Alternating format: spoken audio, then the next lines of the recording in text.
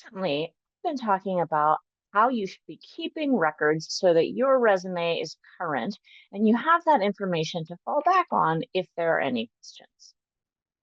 What do you do if there's a piece of experience that you're not sure about, or if you left a job under less than ideal circumstances? Well, in cases like this, it is completely fine if you choose to call HR. But how the heck do you do that, right? It can be really intimidating. Here's the thing, you don't need to be terrified of this.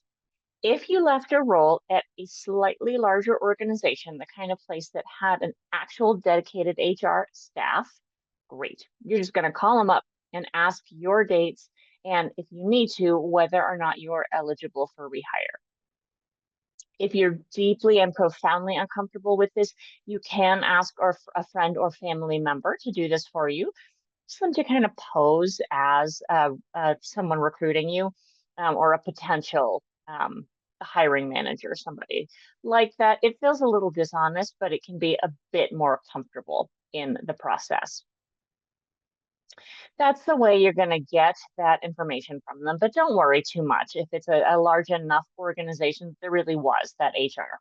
Give them a call, ask them those questions.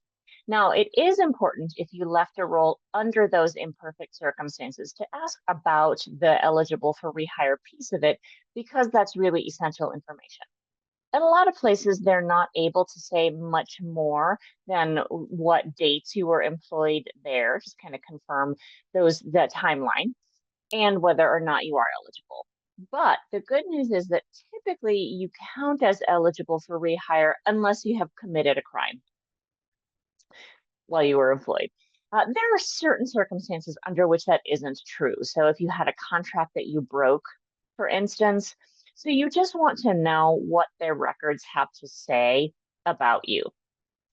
If you do get the bad news that that particular employer has you listed as not eligible for rehire, you have a couple of options. You can simply not list that information in your application materials at all. You could put something in your LinkedIn profile that's something like intentional career break, words to that effect. Or if you were there for a longer stretch of time, you can keep that information in. Have a story ready to go about kind of how you stopped sort of seeing eye to eye with management, words to that effect. You want to say something like, it was great for a while, but over time, with some hiring changes, there came to be a little bit of a mismatch in our values. You will see in the paperwork that I was technically fired from the position, but I still have people in my references who are happy to say really good things about me related to that position. Words to that effect, essentially. And it'll just be really good information for you to have. Now, for the dates, be sure you're capturing that somewhere that you can always find so that you can go back to that and grab that information. I recommend some very long form of your resume or CV that has all of that information in it. And you can include things like, eligible for rehire, or listed as fired, whatever you want to say there, just so you have access to all of that information moving forward. Now, it's a little bit trickier if your last employer or a previous employer was a very small organization in which somebody was also given HR tasks. It wasn't a freestanding office. Those are folks who may not be as current on the rules surrounding employment, HR law, etc. And so there's a little bit more of a challenge with asking that particular person what your records are. So you go ahead and call anyway. But just be prepared that you may get a bit more information in cases like that than you will at a larger company. They might actually have some negative things to say about you, but it is your background, so you are legally allowed to ask for that information. And they should be able to provide it to you. So just ask them in either case what they have to say about you, or what they would say if a potential employer calls. Again, if you're super uncomfortable, you can ask a friend or family member to do it, but you shouldn't be terrified of just giving them a call, asking these questions. It will make you very uncomfortable. And you should be prepared that depending on how you left an organization, that you might get some unpleasant news.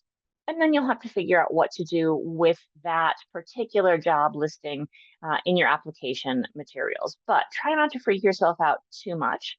One of the things I often tell my clients is that getting fired is, in a lot of ways, a bit of a rite of passage. It's happened to most of us. It certainly happened to me. And you shouldn't feel terrible about it. It's harder if you've had a string of jobs that ended poorly. And I don't want you to take on too much blame, but do a little bit of soul searching and see if you can figure out what your particular part in that process was. Sometimes it's as simple as a mismatch or getting hired for a role in which there wasn't a whole lot of clarity. Things were very confusing. You didn't really understand the measures of success. And that just means that moving forward, you're going to ask questions about that so that you are a little bit more certain that employers in the future are going to be a little bit more transparent with you about all of that kind of stuff. So let me know if you have questions. I hope this is helpful.